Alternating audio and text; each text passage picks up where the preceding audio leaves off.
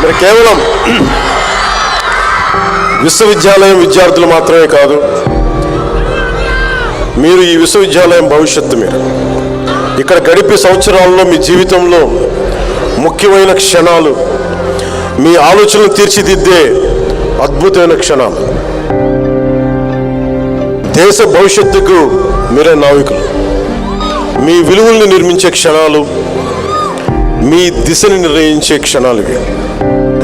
విద్య అంటే పుస్తకాల్లో ఉన్న జ్ఞానం మాత్రమే కాదు, సమస్యల్ని ఎదుర్కోగలిగే ధైర్యం, సరైన నిర్ణయాలు తీసుకునే వివేకం, సమాజానికి ఉపయోగపడే బాధ్యత.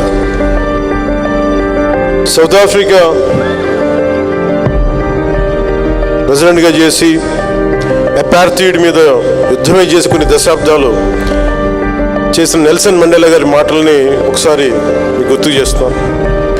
ప్రపంచాన్ని మార్చగల అత్యంత శక్తివంతమైన ఆయుధం ఉందండి, అది విద్య. కాబట్టి మీ లక్ష్యం కేవలం ప్రతిభ కాదు, మీ ధ్యేయం సమాజ సేవ కూడా కావాలి. మీ జ్ఞానం మీకోసం మాత్రమే కాకుండా మీ అరుపులు కేకలు అన్నీ కూడా ఉత్సాహం సమాజానికి దేశానికి ఉపయోగపడాలి. మీరు